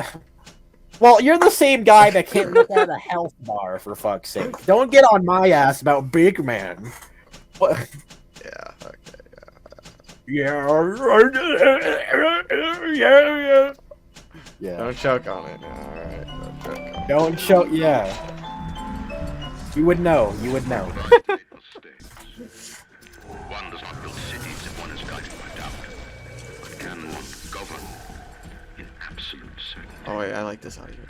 I know that my beliefs have elevated me just as I know that the things I have rejected would have destroyed me. But the city, it's collapsing before my... Have I become so convinced by my own beliefs that I have stopped seeing the truth? Perhaps. But Atlas is out there, and he aims to destroy me and to destroy my city. To question is to surrender. I will not question. Oh, Ryan, so loyal. I love that. He didn't go crazy, man. He didn't. No, don't say it like that. For fuck's sake. Fuck, Fanboy's got to... Alright, like, restart. Ignore that, Coffee. You didn't hear anything. So, I know we agreed to talk about it later, but, like, I know when you're... Well, alcoholic! I know you said in both of your videos that you think, like, Andrew Ryan, like, you didn't really have, like, a character arc. Like, you think you just kind of, like, did a 180 and become crazy. Do you, like... I don't know if I should ask you if you stand by that. Like, do you think that, or did I misinterpret? I think, like, for his character, he definitely does kind of go crazy. I mean, it's kind of necessary for the plot to work, because if he didn't, it wouldn't, like, set the stage, because, like, the whole thing is that Atlas, acting in his own self-interest, undermines Andrew Ryan and basically overthrows him. Oops, sorry, I accidentally restarted. Sorry. That's all good. I think for the story to work, it kind of makes sense for Andrew Ryan to go crazy. Yeah. I don't really... Honestly, I don't really think... It was like, natural? You don't think it, like... You said to me, right, that the characters... Now, again, we don't have to talk about this in depth. We can do it later, but... You said, like, the characters don't, do what they do for the plot's sake. Like, they don't act how they would act, would be the implication of it. So, like, why does, like, Frank Fontaine want Rapture right now? Oh, I could answer that. I wrote a lot about that in the script. It was probably my favorite part, talking about the story. Yeah, we love Fontaine's character. Let me explain. So, actually... The main reason, although I presented, like, you know, sub reasons as well, the main reason Fontaine is that he doesn't actually want to control Rapture or be a leader. He wants to, like, sell atoms and, like, whatever else in Rapture to make money on the surface world. There is, I don't know if you heard of it, you can miss it, but in Olympus Heights, there's a radio message where he says that. I don't know if I can find it on YouTube, because I think I tried before. But I can read it out on Wiki, the Bioshock Wiki. Code Yellow, when he says that, and you're like dying from the influence. Oh, okay. After that one, it's after that one. Hold on, let me look real quick. Yeah, you can miss, you could miss it, or it could be like very subtle. Fontaine makes his points very clear. He likes to talk. Like, if you actually listen to him. And there are other radio messages where he, like, implies that he's just gonna, like, leave Rapture for dead, basically. But hold on. Give me a second to find it. Olympus Heights radio messages. Let me look that up. Here it is.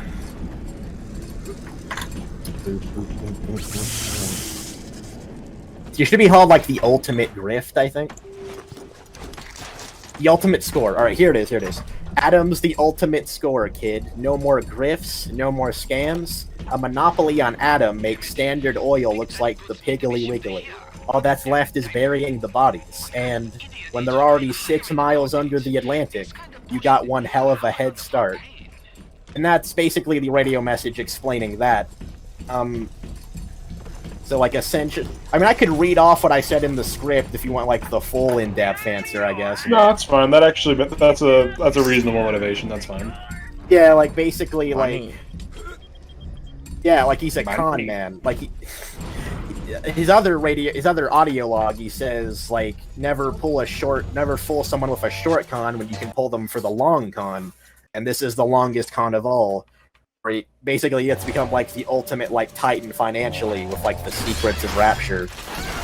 And also, like, well, something I proposed, even though it's not said by the game, is that Fontaine would need time to, like, gather up all the Atom. I mean, that's actually kind of the point, like, in Bioshock 2, where Sophia Lamb needs to gather up all the Atom for her plan. And with Jack coming to kill him, he doesn't have the time to leave Rapture and, like, do that. And also, what he says in that radio message is that he wants to cover up what he did by killing Jack. Well, I don't know if Jack is the main character's name. It's like revealed at the opening cutscene. I don't know if you knew that or not. Yeah. But okay, yeah, just want to make sure. And then Tenenbaum as well. So yeah, it's not like focused on like Andrew Ryan's motivations are, for example, but it is like explained. He's basically like just the ultimate shark in Ryan's capitalist like economy, just caring only about himself, and just doing like it's actually like what Ryan believed blowing up in his face, because Fontaine did everything Ryan says someone should do: care about their self-interests, increase their business, and that like destroyed Rapture. Well, I mean, he did it. Andrew Ryan did as well, but yeah, that's that. Yeah, I was honestly really interested in talking about like story things with you, because I was like, that was the only example you presented of characters like doing what the plot says and not what their character would do. You don't have to like do it now or whatever, but did you have like any other examples you thought of? Because we could talk about Ryan if you want, but that would probably be, I guess, like a longer conversation, maybe. I can't remember most of my arguments for the story. It's been like a long time, and like most of my recent things were just more about like just like the integrity of the game type of thing, like the crashes and stuff like that. I did screenshot. Where does it sound? I did screenshot like your comments, or at least like the argument ones. So I could read off what you said about the story if you want, but I think like you didn't really talk about it in depth. There. Do you want to just paste the image into Discord really quick, and I'll just like look at it really quick? Oh yeah, I can do that. Hold on.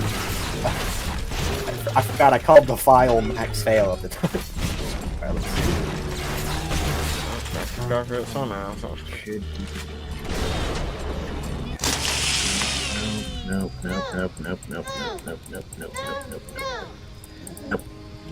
Oh, the last little sister. What's going on right now? Alright. The app was wilding. Oh, this is like a backwards order. I fucked up. Alright. Should be. Then in that case, it should be not that one. This one? That's it.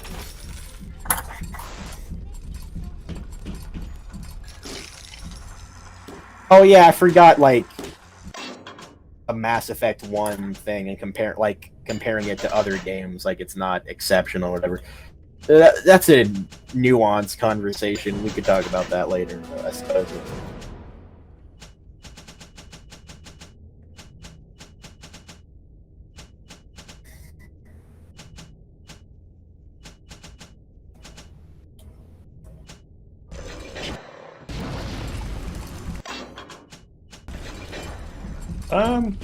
Yeah, I think it'd be like an hour or two just to like talk about certain like topics. Yeah, and I would be looking forward to that conversation, but you probably don't want to do that now. Yeah, I have to hop off, but we can definitely talk about it in the future. So like Mass Effect 1 did ship, I think in like 2007, right? So like, it's not that Bioshock 1 has a bad story. I actually do like its story, and for like a first-person shooter, it's a pretty good story. It's like, you know, compared to like Doom's story, which is just like you're a guy that just kills things. Which, yeah. You know, it's definitely way better than that. Yeah. So it's definitely one of the best like plots in a shooter for sure. It's I wouldn't say it's as good as Half-Life 2's, because Half-Life 2's story is kind of just like, it's just like integrated seamlessly into the environment and the background, and you're kind of just like observing it, and it's kind of done in this like masterful way where you can experience as much of it as you want. Kind of similar to like the audio logs in Bioshock. But like, sorry, good. Like the character, I think one of the things that I had a problem with was like some of the characters' motivations. Like I understand like Frank Fontaine's a con man, he just wants to make money, and Andrew Ryan wants to make this like perfect society. But like when you're introduced to Andrew Ryan, he's like a comical villain in a way, and he's just like completely lost his mind, and like if you compare him to like a more nuanced character like Dr. Breen in Half-Life 2, Dr. Breen, even though he's technically the antagonist, genuinely believes and is kind of in the right in a way where he believes that siding with the aliens would help humanity, even though humanity's suffering under the Combine. So like he has a relatable, like rational position, whereas like with Andrew Ryan, he's just like frazzled and frantic, and he's just like paranoid, which makes sense given the fact that Fontaine's created this situation where, you know, everything's falling apart, everyone's crazy. He's created this drug, like these drugs that are just ruining society, like effectively. Well, actually, but they're kind of like, they're more like cartoonish characters, which is fine because the game is very stylized. But I definitely prefer, so this is definitely more of like a preference thing, more so than it's like poorly made. I definitely prefer like more nuanced antagonists. And that's, you know, that varies from person to person. Some people like more, like the NPCs in Bioshock are like hilarious and interesting, and you know, they're always like saying crazy things when you like attacking you, so it definitely adds like a lot of personality. So I guess it's just like a difference of opinion for like preference. well, Yeah, there's a lot we could talk about with that. I mean, I guess the point is like, it's the mystery is what you're talking. Like, when you first see them, you don't really understand their character, which is... Ryan? Are you talking about Ryan? Well, yeah, you understand that he's definitely, like, the one making... Like, you interpret it as this, because Atlas says he's the bad guy, and you interpret it as him just being the bad guy at the moment. Oh, I get what you're saying. Like, you're... Like, you don't understand their characters. You have to find those diaries and stuff, and then you actually understand the story. Again, it's the mystery that's really behind it all that makes this work so well. You're saying that, like, The world the building and game all and that. Fontaine intentionally presents like an unnuanced version of Ryan, but if you like look at the audio logs and stuff, you can see that nuance. I would agree with that, but that's not really the argument I would focus on. I guess I just want to start with, I don't know, we probably can't talk about all of this. You said you had to get off, but I guess I would just want to ask, like, what is comical about it? Well, no, first of all, you said, like, he introduces us like a comical, like, over-the-top villain sort of thing. But when we're introduced to him, it's in the elevator to Rapture, and there's nothing really villainous about him. He's just presenting his belief. Even, like, and, like, it's almost presented as, like a maybe not heroic thing, like inspiring thing, especially with the music when we're introduced to Rapture. Well, I know why they do that. It's like to contrast to how he is now, where it's like, here's the ideal versus the reality. Yeah. I assumed you meant when you said introduced, you meant like Oh no, I mean like when he first speaks to you, like when he first talks to you, he like immediately just wants to kill you. CIA, he doesn't care who you are or why you're here. He's just like, oh, who's this guy? Get rid of him. You don't understand it at first, of course. But... I think, like, the thing is, though, is that in the audio logs, that's one of the things we learn. Like, in all the audio logs, we get to see the nuance, where you get to see where he, like, starts to learn to cross those lines. For example, mystery. The Fontaine, at first, did the criminal smuggling ring to the things with the surface. Like, you would port, like, Bibles and letters from the surface to people, whatever. Like, I think, like, yeah, and he ported sick. And Ryan, let me explain real quick. Ryan, like, realized that, like, if the surface, that's his biggest fear, the surface world figuring out about Rapture, because then everything he had could be lost. The parasites, big government, would try to not monitor it, but, like, force their way onto it, try to regulate it. That's established to be, like, his biggest paranoia. And it's clear that, like, at first he didn't even see Fontaine as a threat for a while, until he realized the depth of the criminal smuggling. Maybe I could show you the audio log if possible. It was clear, like, when he announced the death penalty for smuggling, he regretted it, like, he had to justify it to himself. He said, like, a few snap necks are, like, what's worth for our ideals. And, like, the Rapture Council that he mentions, and, like, the city as a whole, didn't disagree with him, because that was a line he wouldn't cross before. Even, like, Sullivan, a side character, was upset with that. And then, a better example even, is that there's a hidden audio log about Suchon's idea to control like the splicers through atom pheromones. And Ryan detests this idea because it goes against freedom, which is supposed to be the hallmark of Rapture in his personal belief. But he justifies it again to himself because if we don't stop Atlas, then the parasites win and we won't have freedom then. Again, like it's like a almost a tragedy, I suppose. I don't know if you watch like Breaking Bad or whatever like that, but he eventually goes down a road and crosses more lines. And the reason he does it is for his ideology, for the cause. That's what everything boils down to. But, like, at the point where we're in the game, it's hypocritical, because Ryan's a dictator when we meet him in the game. He controls pretty much everything. Like, he ordered Sullivan to kill Anna Culpepper for, like, criticizing him at a certain point. He, like, kills Julie Langford for trying to make the Lacertus vector, because that would help the parasite. And, like, most importantly, it was an interesting thing, like, in Bioshock 2, actually, is that, like, one of his, if you remember, like, the animatronic things, like, that talk about his ideas, one of them is that, like, he doesn't like the government, like, taking, like, children to be in war or whatever, but that's what he did with the Little Sisters. Like, at the end of the day, he becomes what he swore to destroy, you could say. And I think the most nuanced thing about him, I believe, is that even at the end of the game, right, is that when he realizes that Fontaine's slave, or Atlas's slave, if he knows, I don't know if he knows if he's Fontaine or not, is his son, he says that he can't put his hand against Jack. He can't actually try to kill him at that point, when he realizes that he's his son. And he tries, not only does he decide, like, because he could have told Jack, would you kindly kill Fontaine, he could have told him anything like that. But he decided to die by his own beliefs by showing that Jack was a slave and that Andrew Ryan died on his own terms. And maybe he hoped Jack could, like, break free because of what he did. Now, it's possible I'm like, making a point, I guess. Died on his own terms. He died a man in his eyes. He died because he chose to. Because that's what he values most. Freedom. Like, freedom at first from the... Sorry, I get, like, the overall, like, plot points and, like, audio logs and how they kind of inform the player as to, like, who these characters are and how they are the way they are now.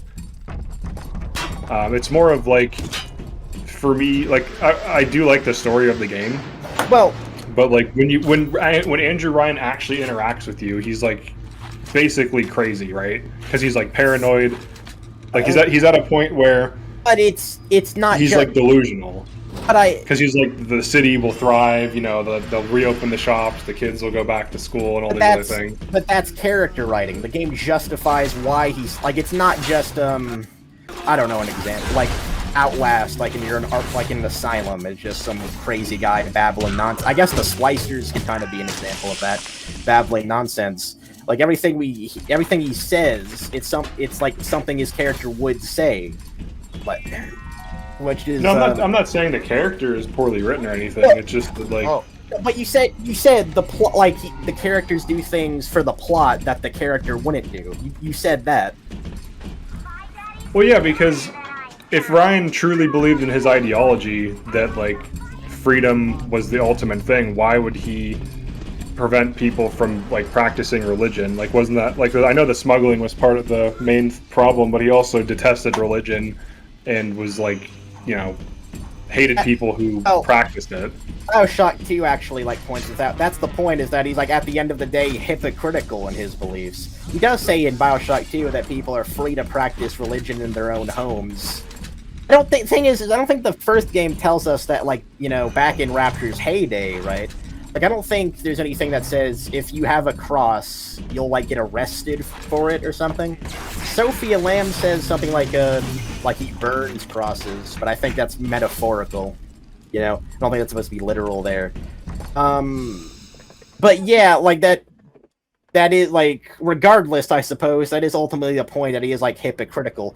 I bet his justification of that would be...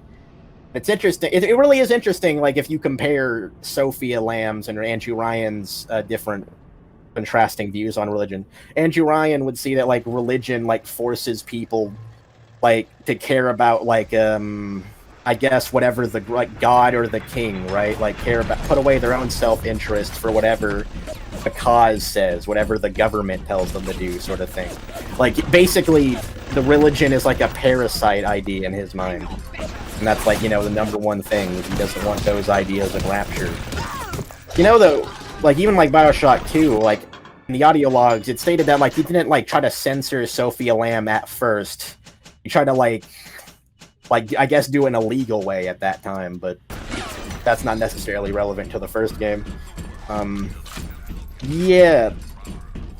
I don't know if that really answered your question necessarily, but yeah, I guess we need more information on how he handled religion, but it is like the point, like his hypocrisy.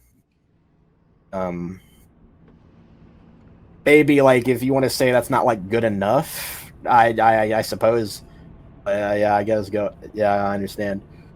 No, it's fine. I mean, I don't really want to debate like the story too much. I definitely understand why you would see them as a cartoony character. They do. Oh, well, like we definitely see. Yeah, we definitely see why that though, because like I mean, and like again, as Sheep said, it's kind of like a tragedy. But in hindsight, if you don't know the tragedy, it could be comical in a strange way. It's like dark comedy in a way. Wow, I see it. Irony, I suppose, but like, I mean, that is a thing you could talk about. Like, but basically with the splicers, well, Yeah, he said he didn't want to talk about the story, but because he mentioned it with the splicers, like pretty much you like when you get like you learn so much about their characters, even though they're not even really characters, because everything they rant about, well, it sounds like random and like just nonsense. You can like, if you look into it, you can learn something about the character. Like, I know in your video, the example you showed was like the police officer splicers. Like, I know your type, and like from that guy, you get to learn like a lot of things. Like he's like almost like sees you as like you are a criminal in his mind, or he talks about Mr. Coswell, who's assumedly his boss. There's like an incel splicer you can hear like ranting about like why girls don't like him. You can hear like I guess like a stripper splicer, we would call it, like talking about how she wants an acting job from Sandra Cohen and all that. Like there's another splicer that talks about setting up a business and all that. And the best example is the baby carriage splicer, because it really just shows everything you need to know about what a splicer is. And I don't consider that cartoonish. I can understand why you'd call the other like normal splicers cartoonish. Like that splicer is like their mind is so destroyed and they can barely comprehend anything because of the drug use that they like see their baby in a baby carriage when it's really just a revolver in it. And that like says like you can see the humanity in pretty much everything the splicers say. So like you know, the criticism that it's cartoon, well, what's cartoonish is subjective ultimately, but like I would argue that it has substance to it. So, and if you want to call it cartoonish or not, I guess that's just, you know, up to you, I suppose. But it's not an insult. It's just like stylistic. Stylistic. I suppose it's stylistic, but well, I definitely think the art style. Yeah, I say like compared to like other games, like have you played Mass Effect 1? I'm just curious. No, I haven't. I'm sorry. This game's more like artistic towards like Dishonored, or at least, well, this game came out before Dishonored, right? That's the thing. Arcane Studios, I'm pretty sure, made the art in this game, and it's like if you play Dishonored, you can see like a lot of like graphical similarities in those games with Bioshock and all that. Personally, like when I talk about the quality of a game, I don't like, especially, I guess this game is the example, like, oh, that does cover more vision than I remember it covering, but you'll be fine. Yeah, anyway. I saved.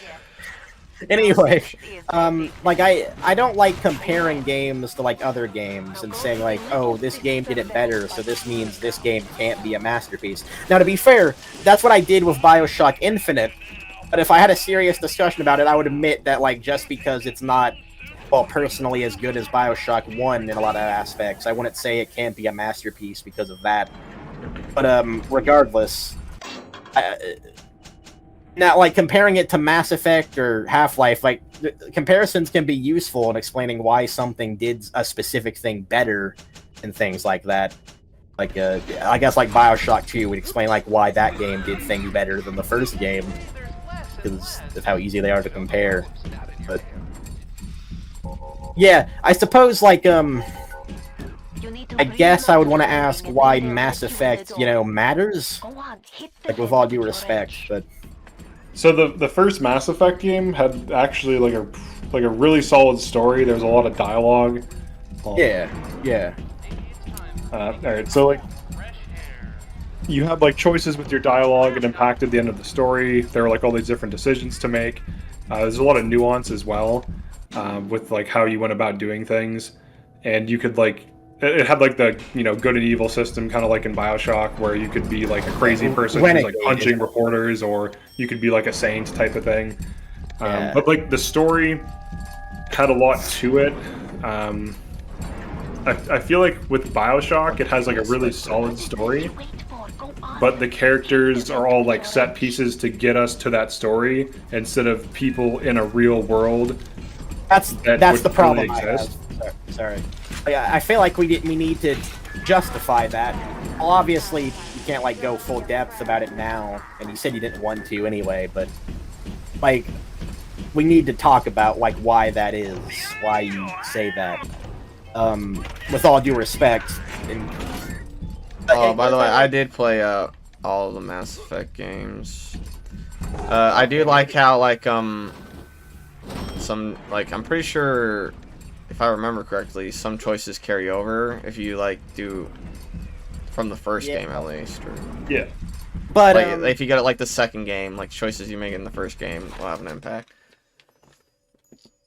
But well, I guess the point is that like I get what you're saying. Like, what's the compare? Like, I suppose like it would make sense if you compared like these characters in Mass Effect. Like, you can see like even though they do these actions, it's not just to move the plot along. It's something they would do.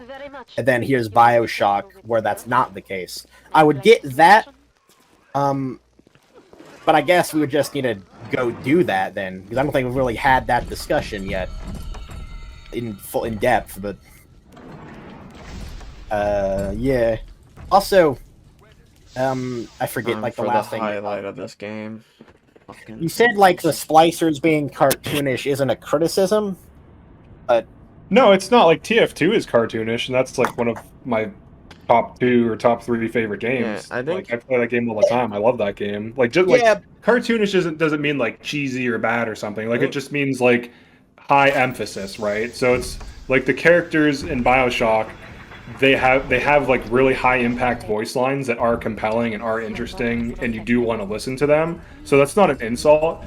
It's not like a bad thing either. It's just like if you compare like the plot of Mass Effect to Bioshock, Mass Effect is more of like an adventure, kind of more like a movie, and Bioshock is more like, I don't know, like if Doom had a good plot type of thing. Not that the newest Doom doesn't have one, but it's like, This is random, but this might help actually. New Doom has a plot. I don't know if it does or not, but I'm just saying. It does. It does. I said that because when I played the new Doom, I don't really care, and the game kind of acknowledges you probably wouldn't care. Yeah. Because Doom guy certainly doesn't give a shit. He just trying to kill all the demons in the game. Like his motives is one way in that game, but yeah, I haven't played Doom games, but Coffee and I had a nice conversation about it. Like my dad played them, and he said there's the Rogue Big Daddy in the second in the Doom Eternal game, and Coffee got excited and explained why. It was a nice conversation, but this is random. This doesn't really matter, I guess, to the discussion. But Bioshock, to my understanding, is known as a genre or subgenre known as the immersive simulator. And I forget, I don't think I've played other games in the genre, but it's I think Dishonored's one of them. Fuck, I have to look it up. I don't remember the examples. Hold on. You mean this with the same art style? Any game Arcane Studio made is And no, not the art style thing. It's a genre. Oh, alright. Prey, Dishonored. I know, fuck, what's it called? Other Shock game they made. System Shock. Yeah, System Shock would be one of them as well. IYE, Divine Cyber Mancy. Okay. Prey, Dishonored, Stalker. Oh, Yeah, Stalker's legit, dude. You like it? yeah, I think so. Alien Isolation, Bioshock, Thief Gold, Do It, Deuce X, Consistent DSX, you mean? DSX, yeah. Edit that out. Edit that part. DSX, yeah. And I think those games are very similar in Bioshock in the sense that like you have a lot of freedom and can like solve problems any way you want, and they're like very like world building and story based. I don't think that's really relevant to anything, but yeah, it was just a neat thing to talk about. Anyway, yeah, I got sidetracked with that shit. That's my bad. Oh wait, we're at the Little Sister escort mission.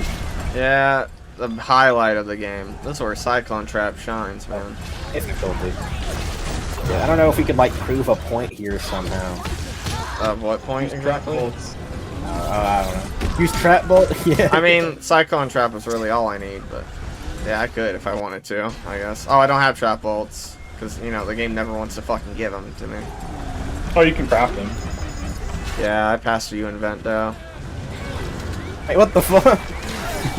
That's Yeah, if you get the like prolific inventor and the other thing, like the two overpowered inventor things, you can craft like infinite trap bolts. Yeah, normally what I like to do near endgame is craft electric gel for the upcoming great fight I'm gonna have with Monte. Nice. the great. If it's still the same in the remastered. The great fight with Fontaine. Said no one. Said no one. Well, I like the thematic elements at it, but that's kind of more at the beginning and end of it.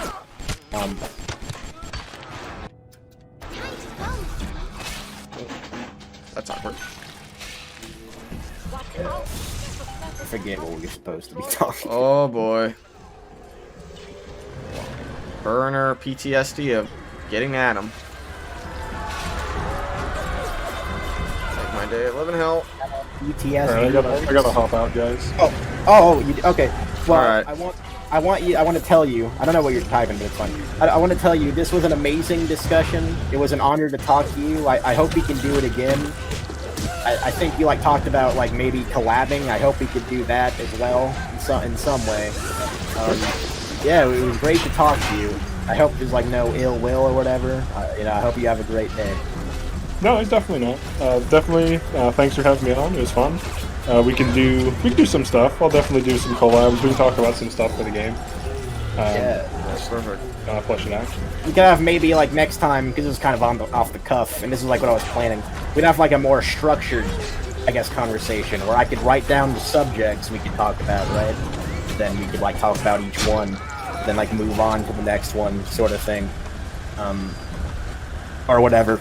But yeah. Anyway, thank you so much for talking to us. Yeah, have a great day. Thanks, you too. Fanboy, say goodbye. Goodbye. I'm fucking this. I almost said something very dumb. You're fucking Max Fail? Is that what you're No. I almost said I'm fucking this, this fucking What? thing. I said, but I meant to actually say I'm trying to fucking escort this sister, but it almost came out wrong. Thank God I stopped myself. Thank God he left before you said it. Oh boy.